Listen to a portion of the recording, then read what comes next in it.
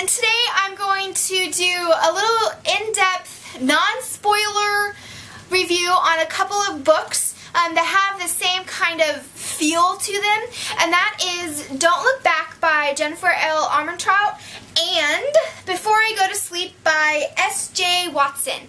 And so these two books deal with the main character having some form of amnesia and not knowing what has happened, and then trying to figure out what's going on in their life and all of that. And so one is a young adult book, which is Before I Go to Sleep, or no.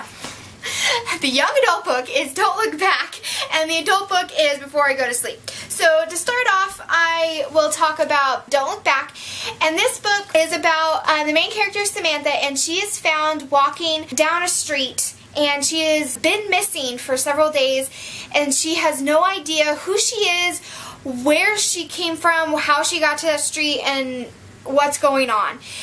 And then to add a little mystery to it, she was the last person to see her friend who has also gone missing. And so it's like, what happened to her friend and what happened to her? Why does she have amnesia? It's a great mystery, suspenseful story. It's not really scary, which I like. I like those books that get your heart racing because they're just so suspenseful and you have to flip the page because you got to know what happens next, but it's not so scary that you can't turn off the lights at night. The one scary part for me that was just, was this one scene, she's looking in the mirror and she says something, and the mirror talks back to her. And that's like one of the scariest things for me, is that when mirrors do things they're not supposed to.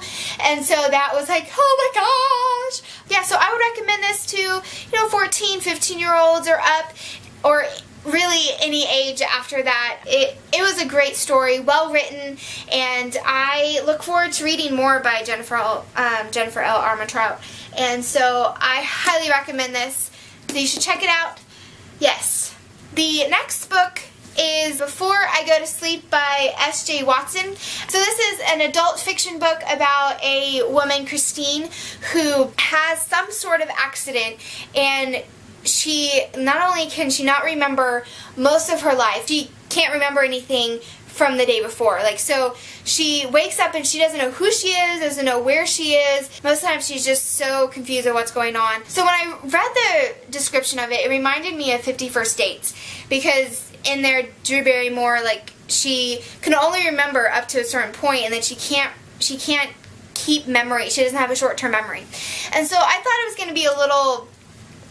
to be like that, but it was, other than the fact that, yes, this main character doesn't have any short-term memory, it's nothing like 50 First Dates. This is an amazing story. It was very well written, and I have to say, with this book and Don't Look Back, I love that they were both written in first-person narrative, which I don't normally like, but with these books, it was so good because it kept you from knowing anything else other than what the main character view are. So with this one, Christine, you have no idea, what was her accident, what caused her to have amnesia, what her husband and her doctor, is that what they're saying, is it true?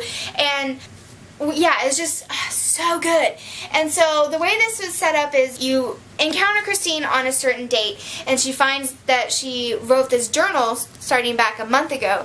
And so then she starts reading the journal, and it goes through day to day. So you get a little bit more information every journal entry, and it's so good, and it's suspenseful because you want to know what's going on, and everything that Christine goes through you also go through, and it's just so amazing. So I gave this a 4-star. Yeah, so I highly recommend this.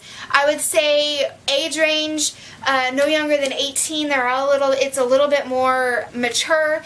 Then there's some language which is not terrible. It fits into the story, but there's just a couple scenes that a little bit more heavy, things that the character has to deal with. So if you want to read a story that's suspenseful and about amnesia and you're under 18, pick up Don't Look Back. It's amazing. If you're over 18, I recommend both of them. Those are a couple of the books that I have read in October. I was going to do a mid-month wrap-up, but we only have 1 week left, so I'm just going to wait until the end of the month and I'll let you guys know all the books I read. And so, yeah guys, I hope you're having a great October and reading some really great suspenseful, spooky books, and I will see you guys on the flip side. Bye! I always wave. It's like, what's that show? I just lost it. The Beverly Hillbillies, you know, they're always waving at the end.